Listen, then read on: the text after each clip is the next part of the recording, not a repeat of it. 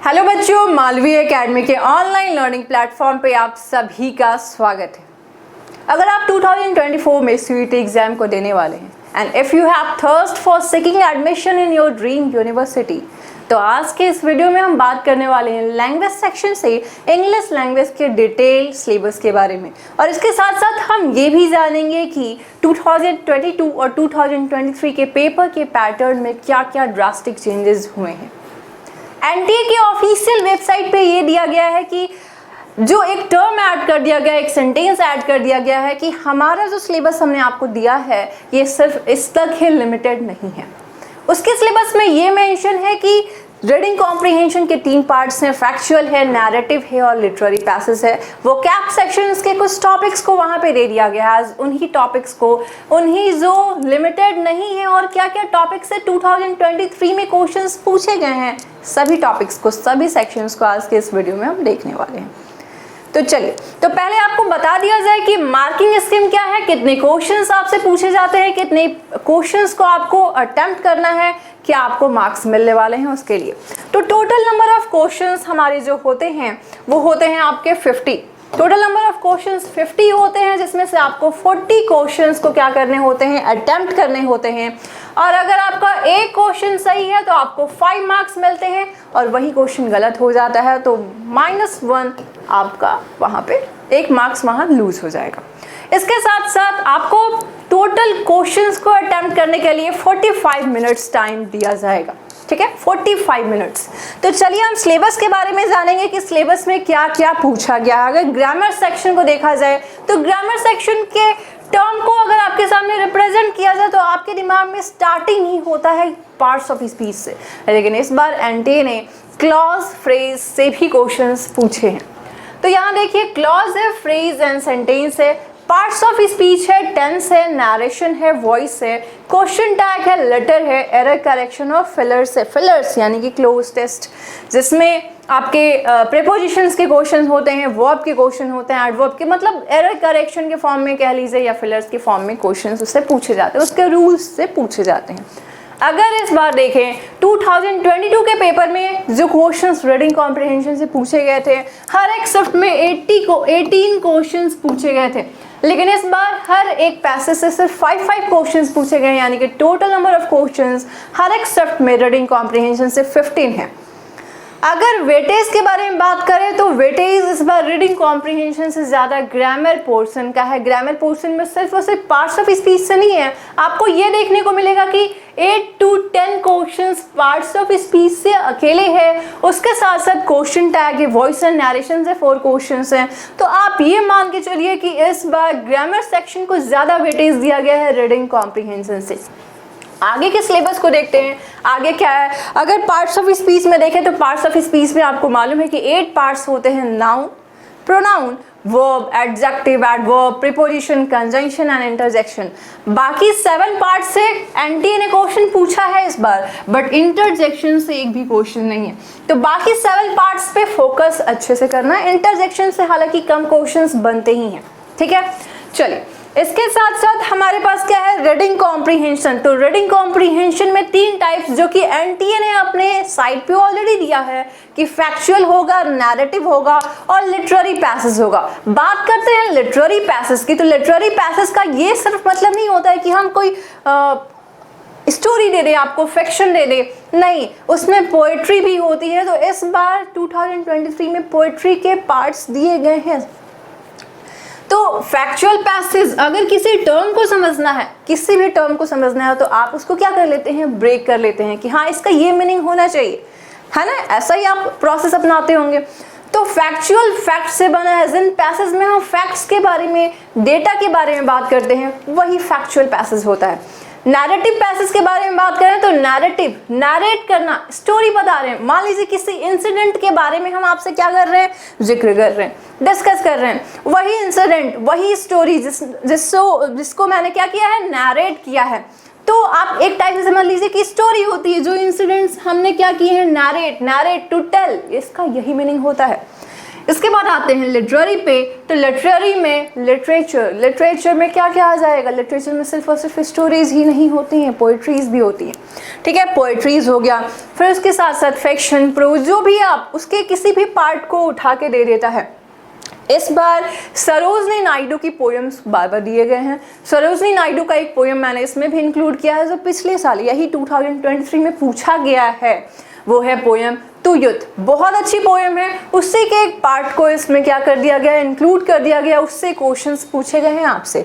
आपको अलग अलग शिफ्ट के यहाँ पे पेपर एनालिसिस के अनुसार यहाँ पे आपको बताया गया कि किस क्वेश्चंस को ज़्यादा वेटेज दिया गया है। आपको यही देखने को मिलेगा कि पार्ट्स ऑफ स्पीच से 8 to 10 क्वेश्चन से, रीडिंग कॉम्प्रिहेंशन से हर एक शिफ्ट में है। हर एक शिफ्ट, चाहे शिफ्ट 1, 2, 3 जो भी शिफ्ट हो, सब में 15 क्वेश्चंस पूछे गए हैं। उसके साथ साथ वॉइस एंड नरेशन से 4 क्वेश्चन है, यानी कि 2 क्वेश्चन वॉइस से है, 2 क्वेश्चन नरेशन से है। ये हर एक शिफ्ट में रिपीट किया गया है। क्वेश्चन टैग से 1 to 2 यही है, 1 और 2 के बीच में ये वेरी कर रहा है अलग अलग शिफ्ट में। फॉरेन वर्ड्स को इंक्लूड किया गया है इस बार। फॉरेन वर्ड्स को किया गया है transformation of sentence, assertive sentence को एक्सक्लेमेटरी सेंटेंसेस में कैसे कन्वर्ट करते हैं, इसके क्वेश्चंस पूछे गए हैं। रीअरेंजमेंट के 2 to 3 क्वेश्चंस पूछे गए हैं। Synonym and antonyms, vocab section से सिनोनिम और एंटोनिम को यहाँ पे थोड़ा सा ज़्यादा वेटेज दिया गया है। 4 to 5 क्वेश्चंस शिफ्ट अलग अलग शिफ्ट में वेरी कर रहा है, बट हाँ 4 और 5 का ही रेशियो बना के है।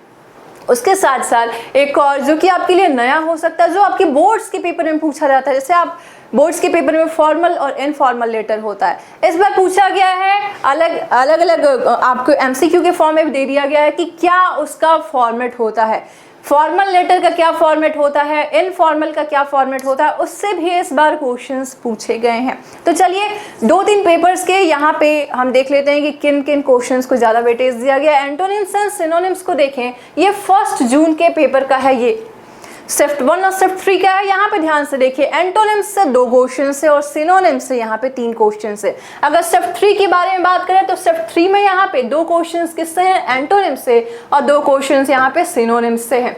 2 क्वेश्चन यहाँ पे सिनोनिम। एरर करेक्शन के बारे में बात करें तो एरर करेक्शन से 3 क्वेश्चन है शिफ्ट 1 में, और 3 क्वेश्चन यहाँ पे कहाँ है, शिफ्ट 3 में है।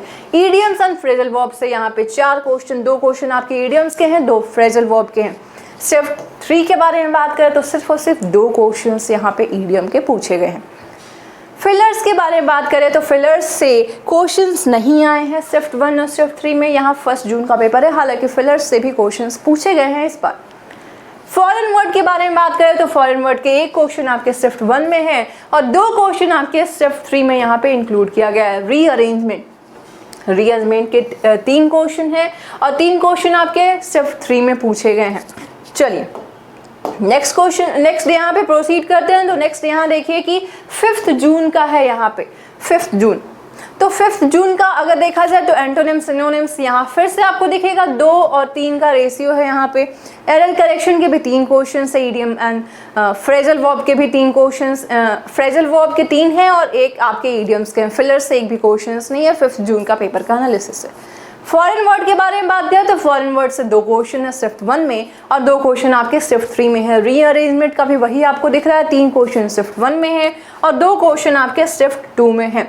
चलिए बात करते हैं रीडिंग कॉम्प्रिहेंशन की। तो रीडिंग कॉम्प्रिहेंशन में 15 क्वेश्चंस यहाँ पे कहाँ शिफ्ट 1 में है और शिफ्ट 3 ये 5 जून के पेपर के बारे में हम बात कर रहे हैं। एक पेपर आप मे का भी देखिएगा, उससे आप एनालिसिस एक कर लीजिएगा कि हाँ सेम पेपर पैटर्न फॉलो हुआ है, चाहे वो पहले एग्जाम लिया गया एनटीए के द्वारा चाहे बाद में लिया गया, कुछ भी चेंजेस नहीं हुए हैं।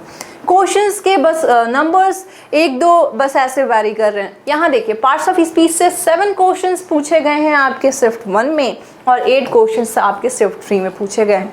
वॉइस एंड नरेशन यहाँ पे आपको दिखेगा कि सेम है। यहाँ पे 2 क्वेश्चन, यहाँ पे भी 4 क्वेश्चन, यहाँ ध्यान से देखिए 2 आपके नरेशन 2 वॉइस के क्वेश्चंस हैं। चाहे आपका शिफ्ट 1 हो शिफ्ट 3 हो, चाहे वो दूसरे डे के शिफ्ट 1 या शिफ्ट 3 हो, सब में आपको यही दिखेगा कि 2-2 क्वेश्चंस आ रहे हैं। लेटर के बारे में बात करें तो लेटर से यहाँ पे 2 क्वेश्चन फॉर्मल इनफॉर्मल दोनों इंक्लूड किया गया है और यहाँ शिफ्ट 3 में भी फॉर्मल इनफॉर्मल। यहाँ भी आपको सेम दिखेगा कि फॉर्मल इनफॉर्मल से 2-2 क्वेश्चंस हैं। सेंटेंस, क्लॉज और फ्रेज को देखें तो सेंटेंस में आपको मैंने बताया कि ट्रांसफॉर्मेशन ऑफ सेंटेंस, हालांकि वो क्वेश्चन मैं आपको दिखाने वाली हूँ कि क्या है, आपको लगेगा कि ये टॉपिक न्यू है, क्या होता है ये, तो आपको वो क्वेश्चंस यहाँ पे शो करूंगी मैं। सेंटेंस से 2 क्वेश्चन है, एक क्लॉज से है और फ्रेज से एक भी क्वेश्चन नहीं है। सेम यहाँ पे है, सिर्फ 3 में है 2 क्वेश्चन आपके सेंटेंस से, एक क्लॉज और फ्रेज से क्वेश्चन नहीं है। एनालॉजी को यहाँ पे इंक्लूड किया गया है। एनालॉजी तो यहाँ पे सेम रिलेशनशिप वाले वर्ड्स के ऑप्शंस को चूज करना होता है, तो यहाँ एक क्वेश्चन सिर्फ 1 में है, लेकिन सिर्फ 3 में एक भी क्वेश्चन से नहीं पूछा गया है। और फिर बात करें अदर डे का, तो यहाँ पे भी कोई क्वेश्चन एनालॉजी से कोई भी क्वेश्चंस नहीं पूछे गए हैं। चलिए, तो यहाँ अब आते हैं जून के बाद मई के पेपर पे। 21 मई में भी आपको यही देखिएगा 2 और 3 का रेशियो है, और 21 मई का है, ये 27 मई का है। तो यहाँ पे देखिए कि 3 और 2 सेम वही रेशियो यहाँ पे दिख रहा है आपको, वही सेम वैरी कर रहा है 2 और 3 के बीच में। फ्रेजल वर्ब से कोई क्वेश्चन नहीं है, ईडियम से 2 क्वेश्चन है, यहाँ पे एरर करेक्शन से 1 क्वेश्चन है, लेकिन सिर्फ 3 में 27 मई के सिर्फ 3 में यहाँ पे 3 क्वेश्चन एरर करेक्शन के हैं।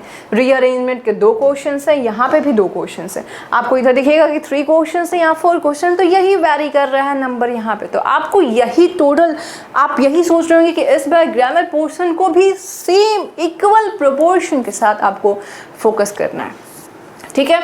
चलिए, तो इस बार अब थोड़े से हम क्वेश्चंस को देख लेते हैं कि क्वेश्चंस किस टाइप के हैं। फैक्चुअल पैसेज के बारे में बात करते हैं, तो फैक्चुअल पैसेज में किस टाइप के क्वेश्चंस हैं। यहाँ पे डिटॉक्सिफिकेशन के ऊपर एक पैसेज है, एक क्वेश्चन को मैं आपको दिखा रही हूँ, उस क्वेश्चन से आपको समझ में आएगा कि हाँ ये फैक्चुअल पैसेज का ही क्वेश्चन हो सकता है। Fatty cells in the liver can be detoxed by, fatty cells in the liver can be detoxed by drinking water. ये आपको आप इस क्वेश्चन से क्या लगा सकते हैं कि हाँ क्या होगा, ये ऑब्वियस सी बात है, ये एक फैक्चुअल पैसेज का एग्जाम्पल है। अब आते हैं सरोजनी नायडू की एक पोएम आई है तू युद्ध, उसका एक पार्ट दिया गया है, वो भी देख लीजिए कि लिटरेरी पैसेज का क्या एग्जाम्पल है। तो लिटरेरी पैसेज का एग्जाम्पल यहाँ पे ध्यान से देखिए, यहाँ देखिए, ये सरोजनी नायडू की पोएम है तू युद्ध, इनके एक पोएम के पार्ट को उठा लिया गया है और यही पूछ दिया गया है। अब इनके क्वेश्चंस वही सेम लिटरेरी पैसेज जो पोएम के फॉर्म में होगा, पोएम के ऊपर क्वेश्चंस है कि कौन सा टर्म किसको डिनोट कर रहा है, ऐसे क्वेश्चंस इससे पूछे गए हैं। अब आते हैं क्लॉज फ्रेज, जो कि आपके लिए थोड़ा सा लगेगा कि ये तो बच्चों वाला टॉपिक है, ये तो मैं कभी देखता ही नहीं हूँ, बच्चों वाला ही टॉपिक आपसे पूछा गया, वही तो आप भूल जाएंगे। तो यहाँ देखिए क्लॉज से कैसे क्वेश्चन है, आइडेंटिफाई करना है कि ये कौन सा है। अब आपसे पूछने लगे हम कि आइडेंटिफाई करें कि ये प्रॉपर है, कॉमन नाउन है, प्रॉपर नाउन है, या कलेक्टिव नाउन है, एब्स्ट्रैक्ट नाउन है, या मटेरियल नाउन है, तो आपको लगेगा ना कि ये काफ़ी इजी है। तो आप छोटे छोटे जो इजी टॉपिक्स होते हैं ना, वो क्या कर देते हैं, उसको नेग्लेक्ट कर देते हैं। यहाँ पे हर एक छोटे छोटे टॉपिक्स को आपको ध्यान से पढ़ना होगा। तो यहाँ देखिए, the man who I met at the bus stop is a close friend of my father. यहाँ आपको आइडेंटिफाई करना है कि कौन सा टाइप ऑफ क्लॉज है। ऑप्शन है adjective, adjective clause, adjective phrase and adverb. तो आपको इस हिसाब से यहाँ करेक्ट ऑप्शन को चूज करना है। मजेदार बात ये है कि आपको ऑप्शंस में ही करेक्ट आंसर दिया हुआ है, ऐसा तो है नहीं कि आपको अपने मन से आंसर लिखना है, तो वहाँ चांसेस ज़्यादा हो सकती हैं कि यहाँ गलतियाँ होंगी। बट यहाँ 3 ऑप्शन में हो सकता है 4 ऑप्शन में 3 ऑप्शन गलत हो, एक तो वहाँ पे सही होगा ना, तो एक तो ऑब्वियस सी बात है, अगर आप पढ़े होंगे तो वहाँ सही आंसर लगा लेंगे। चलिए, उसके बाद आते हैं और कैसे क्वेश्चंस हैं, कैसे हम ट्रांसफॉर्म करते हैं एसर्टिव सेंटेंस को एक्सक्लामेटरी में। तो यहाँ एक क्वेश्चन है, he leads a most unhappy life. तो यहाँ आपको किस में चेंज करना है, एक्सक्लामेटरी में चेंज करना है। तो आपको ये लगेगा ना कि आप एनटीए को हर बार ये कहते रहते हैं कि मैं तूफानों में चलने का आदी हूँ, तुम मत मेरी मंजिल आसान करो। तो कहते हैं रुको रुको, मैं यहाँ डिटेल प्लानिंग के साथ आया हूँ। तुम्हें लगेगा कि ये बोर्ड्स का पेपर है, तुम एक रात पहले पढ़ के और यहाँ क्या करोगे, अच्छा स्कोर कर लोगे। बट यहाँ तुम्हें भी मेरे साथ एनटीए जैसे क्या कर रहा है, डिटेल प्लानिंग कर रहा है, वैसे आप लोगों को भी क्या करना है, डिटेल स्ट्रैटेजी बनाना है कि कैसे हम प्रिपेयर करने वाले हैं 2024 के लिए, क्योंकि ये सफ़र आसान नहीं है। ऐसा मैं नहीं कर रही हूँ कि आप डर जाइए, बट हाँ पढ़िए, मन लगा के पढ़िए। चलिए, इसके बाद एक और क्वेश्चन देख लेते हैं। क्वेश्चन टैग से क्वेश्चन पूछा है यहाँ पे, योर सिस्टर कुक्स वेल। तो यहाँ आपको बताना है कि क्या करेक्ट क्वेश्चन टैग यहाँ हम इसके साथ इंक्लूड कर सकते हैं। चलिए, नेक्स्ट है हमारे पास correct active form of sentence को चूज करना है। यहाँ क्वेश्चन है the roof was damage by the storm. आपको करेक्ट बताना है कि इसमें से कौन सा करेक्ट ऑप्शन हो जाएगा। ठीक है, तो इसके एक और क्वेश्चन को देखते हैं कि नरेशन से क्या क्वेश्चन आया है। नरेशन से डायरेक्ट से इनडायरेक्ट में चेंज करना है या तो इनडायरेक्ट से डायरेक्ट में चेंज करना है। तो ये जो क्वेश्चन है, डायरेक्ट का एक सेंटेंस दिया हुआ है, डायरेक्ट स्पीच का आपको इनडायरेक्ट में चेंज करना है। Remember to switch off all the lights she said, इसको आपको क्या करना है, इनडायरेक्ट में चेंज करना है। तो ऑब्वियस सी बात है, ऑप्शंस यहाँ पे गिवन है तो आप चूज कर लेंगे। और क्वेश्चंस को यहाँ पे देखा जाए तो फॉरेन वर्ड्स के कौन से क्वेश्चंस को यहाँ पे इंक्लूड किया गया, तो यहाँ फॉरेन वर्ड का टर्म दे दिया गया है, कभी कभी क्या कर दिया गया, उसके मीनिंग को बता दिया गया है। यहाँ मीनिंग बताया गया है फ्रॉम द वेरी बिगनिंग। आपको यहाँ पे ऑप्शंस दिए हुए हैं, चूज करना है कि इसमें से कौन सा करेक्ट टर्म फॉरेन वर्ड का सही हो। ठीक है, एक और क्वेश्चन को यहाँ पे देख लेते हैं कि और भी किस टाइप के क्वेश्चंस को यहाँ पे इंट्रोड्यूस किया गया है। तो यहाँ देखिए, जो मल्टीपल लिस्ट वाले जो होते हैं ना, मल्टी लिस्ट वाले जो क्वेश्चंस होते हैं, जैसे अब यहाँ देखिए, अब आपको लगेगा कि मैंने यहाँ दे दिया कि ऑप्शन ए में 1 है, यहाँ नीचे जो आपको मेन ऑप्शन चूज करना होता है वहाँ 1 में क्या दे देगा, सी दे देगा, 2 में ए देगा। आपको लगेगा ए में 1 है, हमें क्या चूज करना है, ए को चूज करना है, हमने 1 को चूज कर दिया। तो यहाँ पे आपको हर एक क्वेश्चंस को काफी अच्छे से देखना होगा। यहाँ एक क्वेश्चन है, देखिए, adjective clause, identify the sentences containing adjective clause. तो यहाँ उसके हिसाब से कौन सा ऐसा सेंटेंसेस में एडजेक्टिव क्लॉज लगा हुआ है, उसके हिसाब से आपको क्या करना है, आइडेंटिफाई करना है। तो ऑप्शंस यहाँ पे गिवन है, नीचे उसका फर्दर दिया हुआ है कि इसमें से आपको करेक्ट आंसर करना है। तो यहाँ आप देखेंगे, फिर उसके बाद यहाँ से चूज करना है आपको कि करेक्ट क्या हो जाएगा। यहाँ आपको ध्यान देने वाली बात है कि 1 ऑप्शन में यहाँ पे सी एंड डी दिया है, ऐसा नहीं है कि ए एंड बी दे दिया है या ए एंड सी या ए एंड डी दिया है, यहाँ पे सी एंड डी दिया है। तो आपको हर एक ऑप्शंस को ध्यान से देखना होगा। ओवरऑल कंक्लूजन पे आते हैं अब, तो कंक्लूजन यही निकलता है कि रीडिंग कॉम्प्रिहेंशन प्रैक्टिस का चीज़ है। लेकिन अगर बात करते हैं कि हमें जो अच्छे से पढ़ना है वो कैप के साथ साथ, वो है ग्रामर पोर्शन। ग्रामर पोर्शन के एक एक छोटे से बड़े टॉपिक्स, हर एक टॉपिक्स को ध्यान से देखना है।